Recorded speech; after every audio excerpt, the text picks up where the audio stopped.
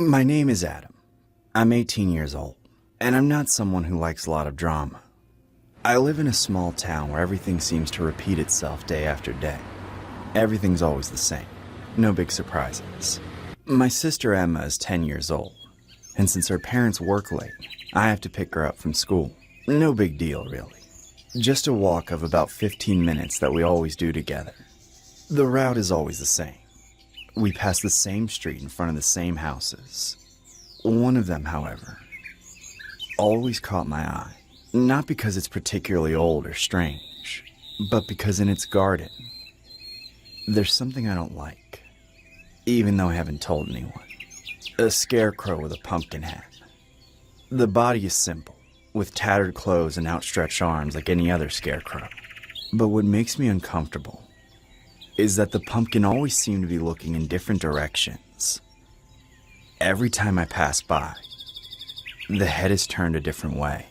At first I thought someone was in charge of moving it from time to time.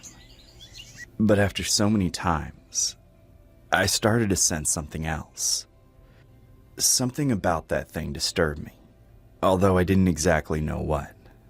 Worst of all, sometimes I felt like it was looking directly at me, as if its empty pumpkin eyes were pointed at me, watching me. It was absurd, but that feeling made me walk faster every time. I never told Emma about it. She didn't pay much attention to the scarecrow. I think I was the only one who noticed it that much. She didn't pay much attention to the scarecrow. Something inside me told me it was better not to talk about it, not to give it more importance than I had already had in my mind. 3 days ago, like any other day, I went to pick up Emma from school. The day had been exhausting, and the truth is the last thing I wanted to do was go through that damn house again. But I did, as usual. However, this time something was different. The scarecrow was gone. I stopped dead in front of the house. I looked around, trying to see if he had been moved somewhere. There was no sign of him. I stood still, checking to see if he had been put somewhere else. Then Emma tugged on my arm. Emma asked me what was wrong, but I didn't know what to say. I didn't want to scare her, so I told her it was nothing and just kept walking. But suddenly, a man appeared in front of us. He was an old man, with dirty clothes and messy hair. The old man had a blank stare and a tremor in his hands. We stopped in our tracks. Have you seen him? I didn't understand what he meant. Emma moved closer to me, as if sensing something wasn't right. Have you seen the scarecrow? It's gone. I replied without thinking too much, just wanting the man to move away. But instead, he took a step closer to us, a crooked smile on his face. Be careful. He's mad at you. He doesn't like you looking at him so much. Wait, you're the one who's always moving the scarecrow? No, I don't touch him. He won't let me touch him. Seriously, though, be careful. He talks to me in my sleep. He tells me you look at him. If he's gone, maybe it's for something. Uncomfortable and looking out for Emma, I made us keep walking and ignored him. Emma was scared, but I told her not to worry. There are always crazy people on the street. But that same night, I couldn't stop thinking about the old man. How did he know I used to watch the scarecrow? When I went to sleep, the first thing that came to my mind was the scarecrow. The pumpkin with its empty smile, and the eyes that always seemed to be more attentive than they should. That feeling followed me until I finally fell asleep. That's when the nightmare started. I was in my room, unable to move. My eyes were open, but my body was completely paralyzed. I tried to move my hands and feet, but nothing. Terror invaded me when I realized that something was in the room with me. In front of me, in the corner, was the scarecrow. But it wasn't the same one I had seen in the garden of the house. No, this one was alive. Its eyes, or the holes where they should be, glowed with a strange light, and its gourd seemed to writhe as if something was moving inside it. I tried to scream, but no sound came out of my mouth. Then, from the holes in the pumpkin, Worms began to come out. First one, then hundreds, thousands. They slowly advanced toward me, crawling across the floor, across my bed, and across my body. I felt them crawling into my ears, into my mouth, into my eyes. It was an indescribable horror. I couldn't move. I couldn't scream. I could only feel how those creatures entered my body. And then, I woke up. I woke up drenched in sweat, my heart beating a mile a minute. It took me a moment to realize that it had all been a dream. I staggered to my feet, my head spinning, and went to the kitchen for a glass of water to calm down. When I returned before going back to bed, I looked out the window into the courtyard. What I saw froze me in my tracks. There, in the middle of the garden, was the scarecrow. My first impulse was to go out. I wanted to see it up close, to confirm that it wasn't another nightmare. I took courage and opened the door, walking towards the pumpkin that was perfectly placed at the top. I looked at it closely. The smile was still there, empty and crooked, but there was nothing strange about it. No worms, no light, just a pumpkin, motionless. But when I turned around to go back, I felt a pressure on the back of my head. Something was squeezing my skull hard. I fell to my knees, screaming in pain. The pressure was increasing. It felt like my head was going to explode. The bones began to crunch and the pain became unbearable. The scarecrow was squeezing me. It was moving as if it were a person. I could feel my skull cracking into 1,000 pieces. My eyes were popping out. I could only see red. The blood coming out of my eye sockets had blurred all my vision. And then, suddenly, I woke up again. My breathing was agitated, my body trembling. I had fallen asleep again. Or maybe I had never woken up in the first place. I had no idea what had happened. I looked at the clock. It was early morning, but I couldn't go back to sleep. I got up again, this time more calmly, trying to convince myself that everything that was happening wasn't real, that they were just dreams provoked by the old man and his words.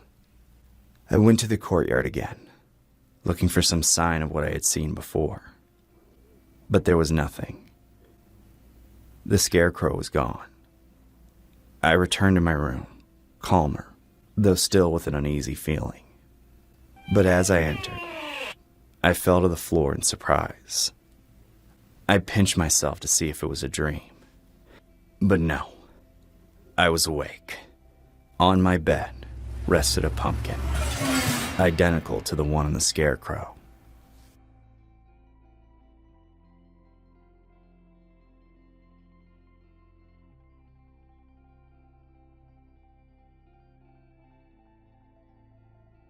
How many of you have been on the deep web? And no, I'm not talking about the child's play of downloading to enter the first level of the deep web and then leaving. That's for amateurs.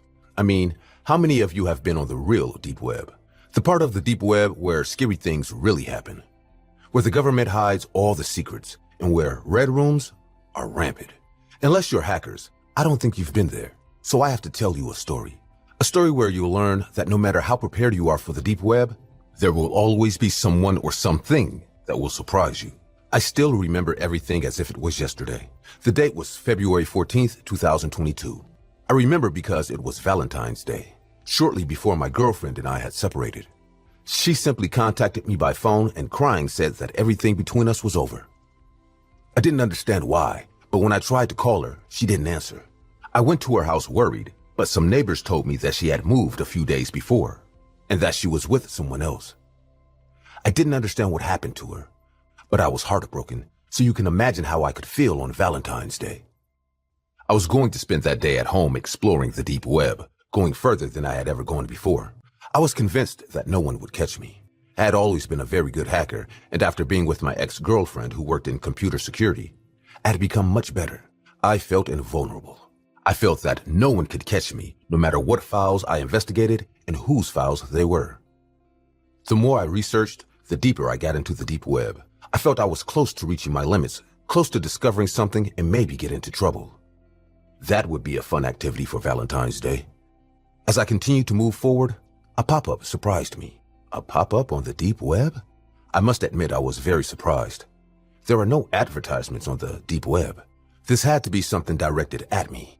But how could they do that? How could they direct a message to me? Did anyone know what I was doing? That was impossible. I had taken all the necessary measures so that no one would launch an attack on me. When I saw the pop-up, I noticed that it looked like an advertisement. Or rather, an invitation. It looked like an invitation to play a game. Suddenly, a text window opened. Someone started talking to me. Normally, I wouldn't talk to him as this can bring consequences. But his message left me so perplexed that I had to reply. Hi, Rick. You seem to be a very curious guy.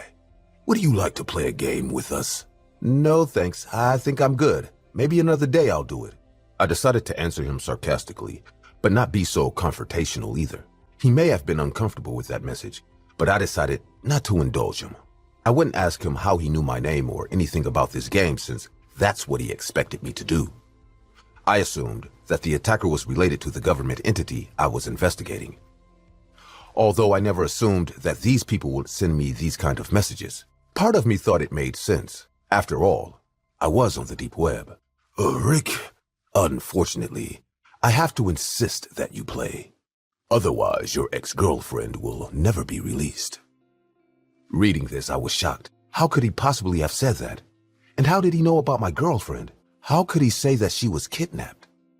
At that moment, I realized something that terrified me and made me discover that I was involved in something really serious. You're not from any government entity, are you? The game is simple. You just have to guess where I am. It's not too hard, is it? You only have one chance to guess right. I can be behind your bathtub, hidden in the kitchen, or in the basement. As I read these words, I was completely paralyzed. From one moment to the next, I went from being bored at home, sad to arrive on Valentine's Day without my girlfriend. And in the next few minutes, I was worried that there was a psychopath in my house. There's no way this psycho is really here. He has to be lying. We both know I'm not lying, Rick. Upon reading this message, I immediately disconnected the webcam and microphone from my computer. Did you really think you were going to scare me by hacking my webcam? Who says I hacked your webcam? Don't you understand that I'm in your house? If you don't give me an answer in the next 3 minutes, I will kill your girlfriend. Reading that message, I was completely perplexed. There was no way. How could he hear me if I disconnected my webcam? Unless he had microphones installed in the house. That means that he could be in my house. 2 minutes and 30 seconds. Desperate and without thinking, I went to the kitchen to get a knife and started checking the places that the man told me he could be. I knew it was a very bad idea. I knew I could die for this, but the fact that he told me that my girlfriend was trapped and kidnapped made me make a quick decision without thinking. I had to search as soon as possible. I quickly checked the kitchen with a knife in hand, but there was no one there. There was no place to hide at the kitchen either. Clearly, the man wanted me to quickly discard this place. The next place was the bathroom. I quickly opened the bathroom doors and turned on the light. No one was there. At that moment, something caught my attention. The bathroom curtain was closed. I always leave it open. Terrified, I approached slowly with the knife. I didn't have the energy to do it. I felt like I was going to cry and drop the knife and run at any moment. But I didn't. I had to do it. I had to catch whoever was invading my house just to make sure my girlfriend was okay. With a war cry, I ran to the curtain and opened it. Behind it, there was no one. At that moment, I felt a noise behind me. I peeked through the bathroom door, and in the distance, I saw the basement door. It was opening slowly, and behind it, in the middle of all the darkness, I could make out only 2 dark eyes staring at me. I immediately ran to my room. I heard the door behind me open and someone running towards me. I didn't turn around. I just ran, and as soon as I entered my room, I locked the door. On the other side, someone was banging on it violently, trying to get in. I could hear screams full of anger, while that person was slamming the door without success, since it was a very hard door. 30 seconds! You were in my basement. There's your answer. You were in the basement. Now you're behind my door. Now let her go. Suddenly, the door started banging louder and louder.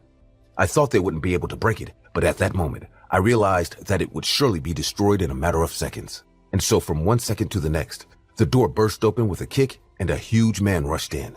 As soon as he saw me, the man grabbed me by the hair and dragged me violently across the floor and threw me against the wall. Before I could react, the man grabbed my head again and pulled me towards the computer. As I looked at it, I saw that there was a camera in my basement. The man held a cell phone to my ear, and I heard a titular voice come out of it. You were right. I was in the basement, although you were wrong that I was behind your door. As I said, we will free your girlfriend. At that moment, it was seen on the computer camera that the closet in my basement opened, where my girlfriend's corpse fell. Our clients are very satisfied with your story. You deserve to know the truth. What have you done to her? Why? Congratulations. Your girlfriend never left you. We forced her to say that before we killed her. That neighbor who told you she moved, that was me. It was nice to meet you, although I'm sorry to tell you that your girlfriend was always in this basement, even though we cleaned it constantly so it wouldn't generate odor. Why? Because you were curious. Do you think you wouldn't attract attention in the deep levels of the deep web? A lot of my clients belong to cults, and you can't mess with these people. They have more fun than you think, and you have a lot of fun. But all good things must come to an end. And with that said, it was all over. The man casually let me go and simply walked out of the front door as if he had been a guest of mine. Meanwhile, the corpse of my girlfriend remained there, in my basement. I could never recover from what happened. I could never again date a new girl, go on the deep web, or build any kind of trusting relationship. What happened that day has traumatized me forever. And you know what the worst part is? I feel like I'm not done yet. Sometimes I see strange people looking at me in the street with a strange smile. I don't feel that these people are the ones who attacked me, but the cult that hired them. I feel that they will always be there, watching me, having fun with me, ready to attack me when I least expect it. Hi, my name is Richard, and I'm just a normal guy. I'm married with 2 kids. Today my kids are pretty mad at me. They both had a field trip, and I didn't let either of them go.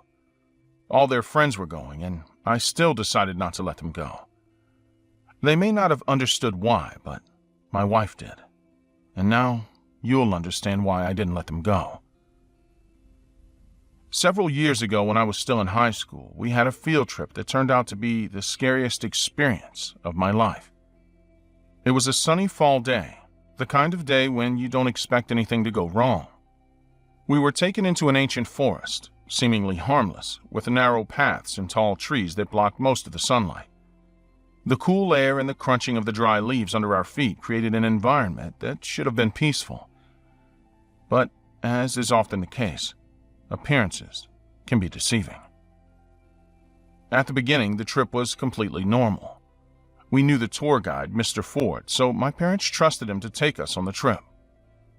Once we got there, the school bus pulled into the forest, and Mr. Ford went to run some errands at the ranger's cabin. That's when the weirdness started to happen. After a few minutes of just standing around doing nothing, the tour guide came back, but this was not Mr. Ford. The tour guide was an older man with a cold and distant look on his face. He seemed very demanding and professional, though not very good with children. Listen, guys, Mr. Ford's not feeling well, so he asked me to be his replacement. You can call me Mr. Ashford. I was a guide for a long time, and even though I don't work with kids from your school, everyone here knows me. What happened to Mr. Ford?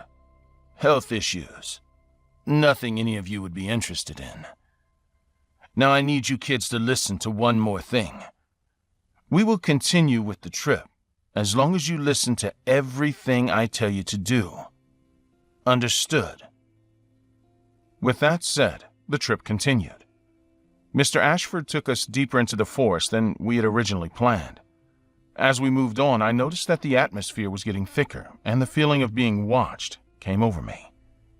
I tried to ignore it, thinking it was just my imagination, but something in the air wasn't right.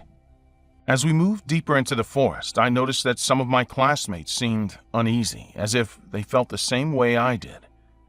Ignoring the uncomfortable feeling, the guide led us to a more secluded area, away from other groups exploring the same area.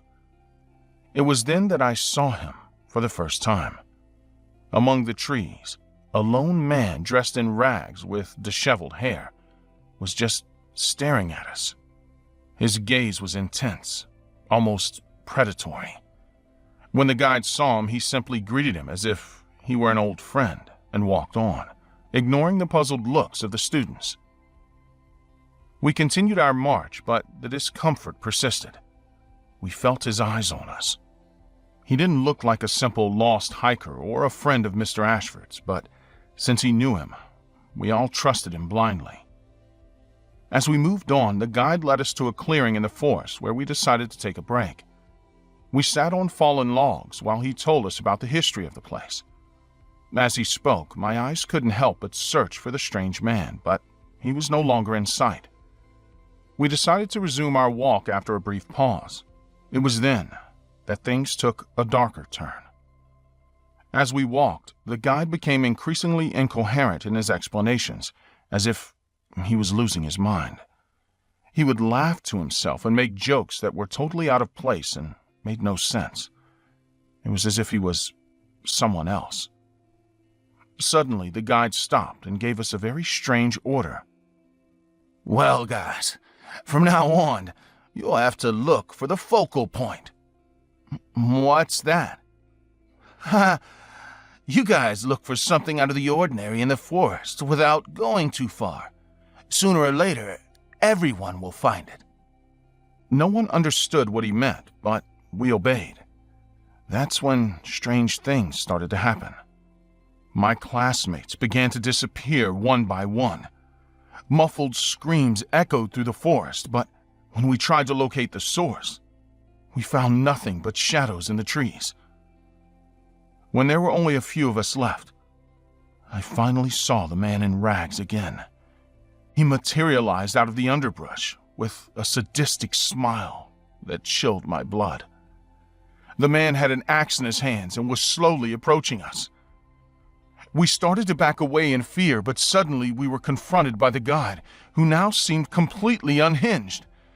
They both looked at us with merciless eyes, enjoying the palpable fear that was in the air. We tried to flee, but we were surrounded. It was then that I understood what was happening. These two men were together. Everything the guide had told us so far was a lie, an elaborate lie to get us safely off the trail. Suddenly, the two men rushed towards us, grabbing a teenager each. Some of us wanted to fight, but we were no more than 15 years old, and no one dared to stand up to them. We ran and ran. Some of us started to get lost, and then we heard their screams in the forest. They chased us through the forest faster and faster, with unhinged laughter echoing all around us. My lungs burned, my legs trembled, but I couldn't stop running. The forest seemed endless, as if we were trapped in a hellish maze. Finally, when we were on the verge of exhaustion, they cornered us in a dark clearing. They surrounded us, laughing with blood-chilling malevolence. The nightmare reached its climax when the guide, with crazed eyes, began to talk about rituals and sacrifices. "Haven't you found the focal point yet, children?" The focal point is in the center of your breasts. "It's where your heart is, and soon everyone will be able to see it." We will rip it out of your chests and show it to you before we give you to the forest." We all began to cry. We all felt that our last hour was coming and there was nothing we could do to avoid them. But it was then that I made a desperate decision. While the guide and the man were still talking about what they were going to do to us, I quickly slipped through a small space between the trees and ran as fast as I'd ever ran before. I didn't look back. I didn't think of anything but escaping from that horror. I ended up back at the hut where it had all started. I opened the doors and desperately looked for help, and that's when I found a familiar face. It was Mr. Ford, brutally butchered. I fell to the floor and vomited. I never thought I would come across such a scene. I opened the door and ran, everywhere, totally lost and bewildered. Fortunately, I managed to find help from a group of hikers who were in a busier part of the forest. We called the police, But when they returned to the place where the nightmare took place, they found no trace of the perpetrators or my missing classmates. They were never heard from again. Today, the relatives are still looking for them. But after the story I told them, they lost hope. Many have asked me if the screams I heard were those of their children. It was really very difficult to distinguish them. Today, I'm old enough to be able to think about what happened to me without crying. But you know what? It scarred me for life. As I told you before, I will never let my children go on any field trip when I'm not there to take care of them.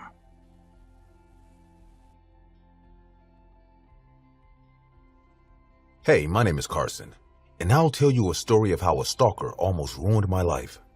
A short time ago, I installed one of those security cameras that activate every time someone rings the doorbell or approaches the door. The idea was simple, a deterrent to potential burglars or stalkers. However, nothing could stop whoever was harassing me during that time. It was a night like any other. I was home alone, engrossed in the monotony of watching TV, when I received the first notification from the camera app.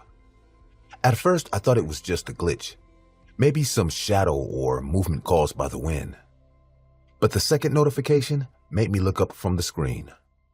On the small screen of my phone, I saw a man standing in my doorway. His face was hidden by a hood, but his posture denoted a kind of tension. He wasn't carrying any bags or packages. He was just standing there as if waiting for something. I froze for a moment, wondering who it could be and what he might want at this time of night. I decided not to open the door and instead activated the intercom to ask him what he needed. However, all I got was an ominous silence.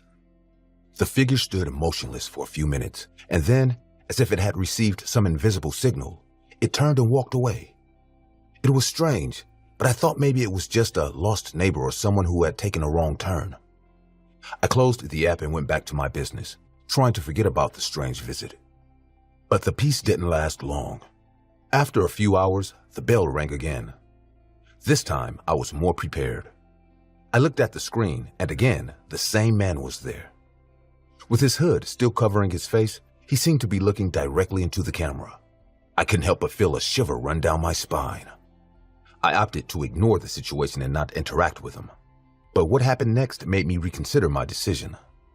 The figure raised his hand and slammed the door several times loudly. The sound echoed through the house, and its persistence filled me with discomfort. Getting no response, he finally withdrew again. A few days passed, and the nightly visits became an unsettling routine. Although I tried not to show it, the constant pressure began to get to me. The nights became tense, and the ringing of the bell became a kind of psychological torture. I decided to report the incident to the police, but what would they do? Without clear evidence of a threat, they couldn't do much. They suggested increasing security in the house and being vigilant, so I installed brighter lights and reinforced the locks. But the figure kept coming. The police told me they would go around the neighborhood, but I looked out at night and hardly saw them. I couldn't blame them either. This man had been stalking me for weeks. Surely the police officers would have better things to do than watch a house for weeks waiting for a stalker to decide to strike when they didn't even know if he was going to. Hell, even I didn't know if he was going to do it. Maybe I was making too much trouble for something minuscule. Or at least, that's what I thought before the night when it all happened. That night started like any other. This time, I was more attentive than ever to the appearance of that man. I was going to catch him on camera, either on the doorbell camera or on my cell phone. I didn't have to wait long after bedtime before the door started to rattle. Someone was banging on it. I ran to the front door while calling the police. As soon as I told them what was happening, I disobeyed their advice to hide in my room and wait for them to come and go to the front door. I knew the police would not arrive in time. Somehow, I had to get a picture of him. Once I was at the door, I looked through the keyhole and set up my camera, but I was shocked. There was no one there. The stalker always takes much longer to leave, usually a long time knocking on my door. Maybe he saw a policeman or a neighbor and left. Whatever the case, he had escaped me again. I went back to my room to wait for the police, but suddenly, something surprised me. What was that noise? Without thinking if I was making the right decision, I quickly ran to the source of the noise. It was coming from the dining room. Once I arrived, the whole dining room was full of glass. I looked around the glass and saw something else. A brick. Someone had thrown it, and I knew who. As if manifesting my thoughts, my stalker entered my house through the window. Once he entered the window, he simply stood there looking at me. At his gaze, I slowly approached the door, but it was obviously locked, and the key was upstairs. The man began to approach slowly. For the first time, I saw his face. It was completely ruined. It was as if a big fire had ruined it for many years. His eyes were full of veins and were almost red, showing me that a lot of blood had accumulated in them. Was this man sick? As he approached me, he had a reaction that made my blood run cold.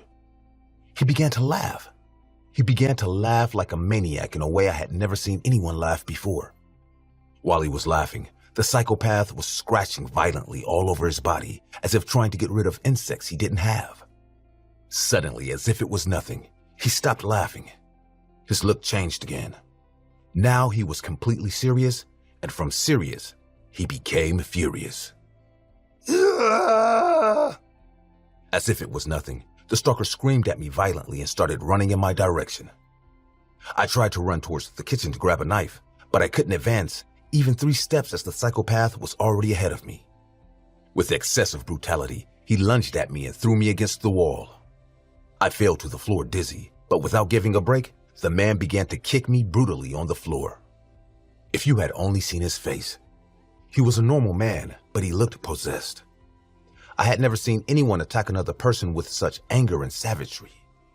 This man seemed to hate me, even though he had never seen me in his whole life. When I was too tired to fight, the stalker stopped kicking me and stepped on my face with contempt, as if I were a cockroach. As I cried and thought these were my last moments, he just spat at me with contempt, and as he came, he left. My confusion was absolute. Why had the man beaten me up and just walked away? He didn't try to rob me, kidnap me, or do anything to me. He just beat me up and left. In pain, I crawled to the window to see if he was gone, and to my surprise, I was in for something else.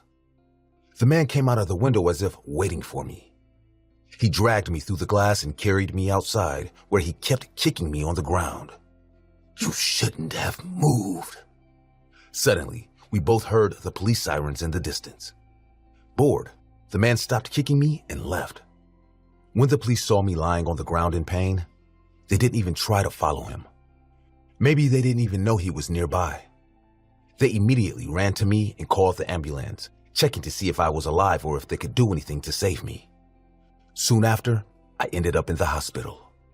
Although there were several recordings of the man, he was never fully identified, so they could not capture him either. As soon as I was released from the hospital, I stayed at a friend's house until I was able to sell the house and move again. I never heard from the man again, and to tell you the truth, I'm more than happy with that.